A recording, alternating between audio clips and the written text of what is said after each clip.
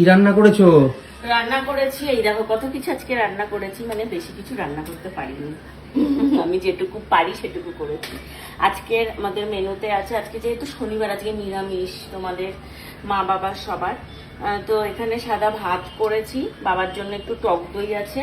আর এইটা হচ্ছে, এটা স্বর্ণ খুব ভালো খায়, এটা হচ্ছে কাঁচকলা আলু আর বড়ির তরকারি, একদম মানে রাঁধুনি ফোড়ন দিয়ে পাতলা পাতলা করে করেছি।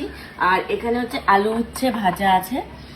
আর এখানে আছে হচ্ছে সর্ষে আর পোস্ত বাটা দিয়ে ভেন্ডির চচ্চড়ি।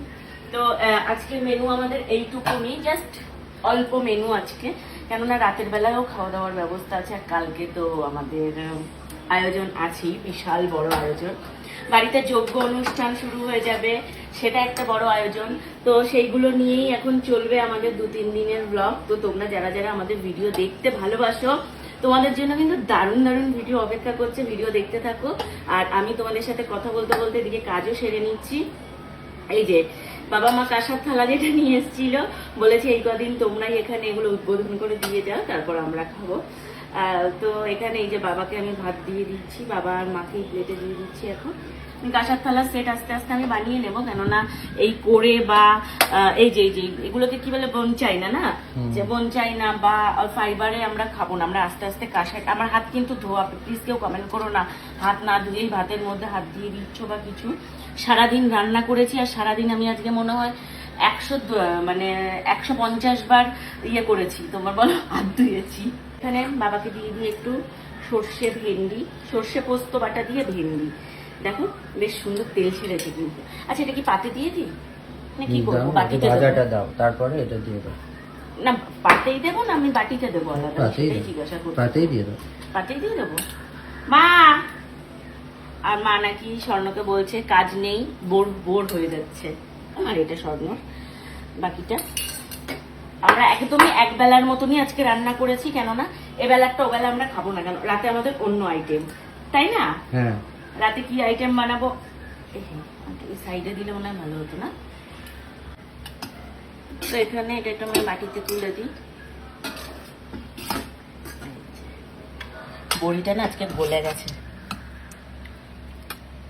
তাও ভালোই হবে, তরকারিটা খেতে খুব ভালো। না অনেকক্ষণ করে রেখেছি না, আর বড়িটা তলায় পড়ে গেছে, তলায় পড়ে গিয়ে বড়িটা একদম গলে গেছে। আসো আসো, ভাত গোছানো হয়ে গেছে তো? ফ্যান চলছে না? আমারটা গোছাতে হবে না, ওখানে বসে নিয়ে নেবো। তাই তো দিয়ে দিচ্ছি। ওখানে বসে নিয়ে নেবো, কেন? একবারে নিয়ে নেবো, ওখানে বসে দিতে হবে না। হ্যাঁ, ওখানে বসে একবারে নিয়ে নেবো।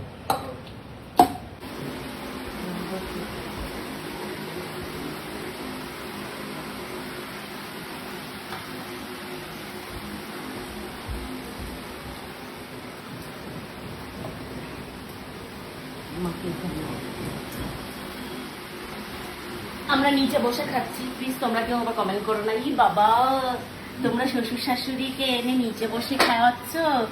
কেননা এখানে ওরা একসাথেই সবাই খাবে, আর এখানে দুজনের যেহেতু চেয়ার আছে, তো সেই জন্য আমরা একসাথেই বসে খাবো। আর একটু টক দই দিয়ে দিই বাবাকে, একবারে পাতে টক দই খাই, সবাই বসবো। এই যে বাবার টক দইটা দিয়ে দিই, আর জলের গ্লাস। কি মাত্র তুমি ওখানে বসলে কেন? ওই দেখো ওখানে খোকা বসবে। কেমন হয়েছে? হ্যাঁ, সবাই ভাজা খেয়েছে, এখন বলবে কি করে? ভালো হয়নি বলেছে। ভালো হয়নি? না না, সবে ভাজা খেয়েছে। দাঁড়াও আগে ভাজাটা খেয়ে নিই, ভাজা তো যে কেউই বানাতে পারে। না না, সুন্দর হয়েছে, এটা খুব ভালো বানায় বুঝে। ওই এক একদিন ভালো হয়, রান্না হাতের মাপ তো তোমরা জানো, এক একদিন এক এক রকম হয়। না খুব ভালো না হয় না তো, রান্না সব দিন সমান হয় না। টেস্ট করে জানাচ্ছে। ভাজাটা ভালো, ভাজাটা ভালো।